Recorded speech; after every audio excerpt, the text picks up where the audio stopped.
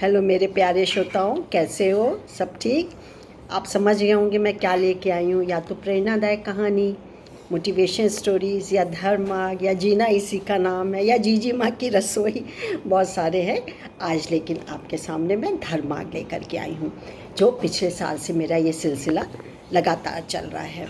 तो धर्म मार्ग के अंतर्गत मैं कुछ ऐसे किस्से, प्रसंग और विचार लेती हूँ जो कि पूर्ण रूप से आध्यात्मिक होते हैं या धार्मिक होते हैं।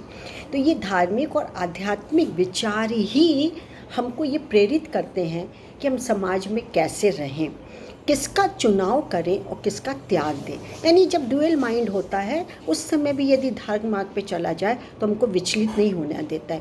क्योंकि कभी कभी ऐसा देखा गया है कि जब विपरीत परिस्थितियाँ हमारे सामने आती हैं तो हम विवेक शून्य हो जाते हैं, हमारी बुद्धि काम करना नहीं, सोचना बंद कर देती है। और उल्टा ये होता है कि अच्छी बातों पे ध्यान ना लेकर के या सकारात्मक राह ना पकड़ के हम नकारात्मक राह पकड़ लेते, जो कि हमारी मानसिकता के लिए, हमारे परिवार के लिए, हमारे समाज के लिए बहुत हानिकारक होता है। हो सकता है दंड भी इसके लिए मिले, लेकिन सिर्फ और सिर्फ यदि आपने धर्म मार्ग को अपनाया हुआ है तो 100% गारंटी है आप अपने मार्ग से डगमगाएंगे नहीं। चाहे कितनी भी उल्टी सीधी परिस्थितियाँ आए, असफलता हो, विपरीत परिस्थिति आए, आप डगमगाएंगे नहीं, क्योंकि आपने धर्म का सहारा लिया हुआ है।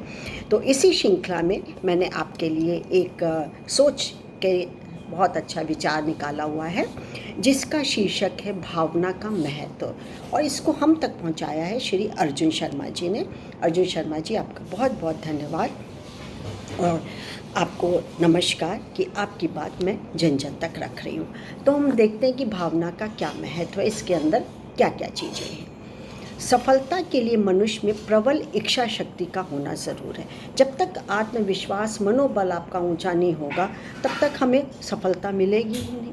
लेकिन फेलियर होने पर फिर से आपको आत्मबल ही सफलता तक लेके जाता है। वह उत्साह को वेग के साथ आगे बढ़ाती है, थोड़ी भी बाधा अनुभव नहीं होने देती। लक्ष्य प्राप्त करने के लिए प्रयत्न प्रारंभ करते ही बाधाएं आने लगती हैं। जिस प्रकार आग के पास गीली लकड़ी सूखने लगती है और जलकर ताप देने लगती है, उसी प्रकार मंद इच्छा होने पर भी उत्साह पूरे जोर से उसे फल प्राप्ति की ओर अग्रसर करता है। व्यक्ति शुरू में तीव्र इच्छा लेकर चलता है, परंतु बाधाओं के कारण शिथिलता आ जाती है। उसे लगता है कि प्रयत्न बेकार हो रहा है। यह अस्थिरता फल प्राप्ति में बाधक है। अगर अस्थिरता को स्थिरता में परिवर्तन कर लें तो लक्ष्य तक पहुंचना आसान हो जाएगा, सरल हो जाएगा।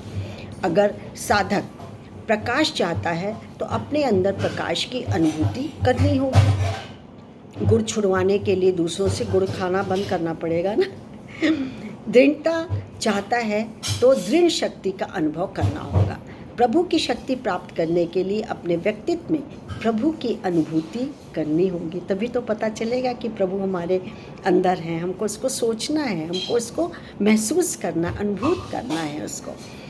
प्रभु की अनेक अभिव्यक्तियाँ हैं, ज्ञान की, शक्ति की, ऐश्वर्य की, संपत्ति की, रचना की, विनाश की और उत्पत्ति की।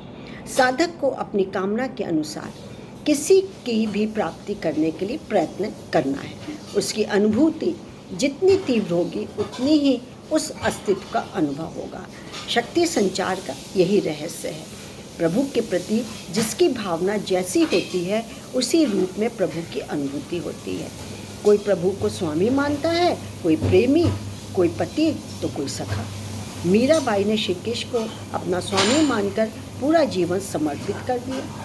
साधक भिन्न भिन्न इच्छा और भावों को लेकर उपासना करता है। जैसे मैं लड्डू गोपाल अपना बच्चा समझ के करती हूँ, उपासना करता है और अपने को भूल जाता है, इसकी इच्छाएं समाप्त हो जाती हैं। भक्ति योग में भाव का अधिक महत्व है।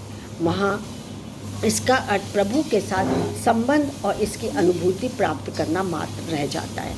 ऐसा लक्ष्य होना चाहिए जो सारे दोषों से अलग हो। धन, ऐश्वर्य और यश संकुचित भावना लिए हैं। इन भावनाओं से परे रहकर दृढ़ता से प्रभु से जुड़ने का प्रयत्न आदर्श भावनाओं को विकसित करता है। मन का अर्थ इच्छा शक्ति और बुद्धि का अर्थ है विवेक शक्ति। जब इच्छा और विवेक में समन्वय नहीं रहता है तो व्यक्तित्व अशांत हो जाता है, होने लगता है। बुद्धि हानि का संकेत देती है परंतु मन नहीं मानता। यह दृढ़ संकल्प से ही दूर होगी। जब तक भावना का महत्व ये है कि आपके अंदर यदि आपको आकाश छूना है, आपको साइंटिस्ट बनना है, न्यूटन बनना है, राइट ब्रदर्स बनना है, जेम्स बॉन्ड बनना है, महानायक बनना है, गांधी जी बनना है, तो आपको परखने की ज़रूरत है। आपको दृढ़ता से, आपको लुक नहीं, सी, देखिए, ना कि ताकिए चीज़ों को।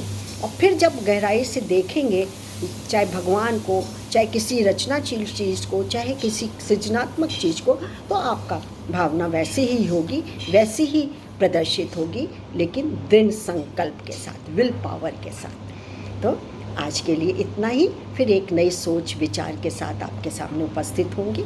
नमस्कार, थैंक यू।